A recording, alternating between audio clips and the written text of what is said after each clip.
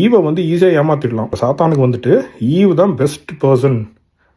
அதாவது மண்டையை கழுவுறதுக்கு அந்த விஷயத்தை ஒரு பிளான் பண்ணி எக்ஸிக்யூட் பண்ணோன்னா ஈவ் தான் கரெக்டான ஆள் அப்படின்னு சொல்லிட்டு ஈவு கிட்ட போயிட்டு தான் அவளை வந்து ஏமாத்துறா.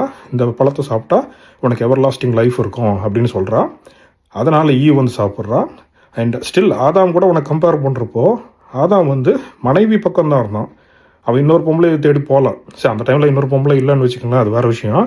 பட் அந்த ஒய்ஃப் தான் எல்லாமேன்னு அவன் நினச்சான். என்னோட உடம்புல ஒரு பாதி, என்னோட உயிரில் ஒரு பாதியாக உண்மையாக அவன் நினச்சனால தான், நேசிச்சனால தான் அந்த ஒய்ஃபோட தப்பையும் அவன் ஏற்றுக்கிறான். அவனும் சாப்பிட்றான் அந்த பழத்தை. சாப்பிட்டுட்டு அவங்க 2 பேருமே குற்றவாளி ஆகிறாங்க. அதுக்கப்புறம் தான் இந்த கஷ்டம் எல்லாமே ஆரம்பிக்குது. சரியா, இந்த மரணம் எல்லாமே ஆரம்பிக்குது. ஸோ ரொம்ப இன்ட்ரெஸ்டிங்காக இருக்கும் அந்த ஸ்டோரி. நிறைய தெரிஞ்சுக்கணுன்னா நீங்கள் கூகுள்லேயோ இல்லைன்னா பைபிள்லையோ படிச்சுக்கலாம். பைபிள் போதனை பண்ணுறதுக்காக நான் வரல. நான் சொல்ல வந்தது என்னென்னா, அந்த காலத்தில் இப்படி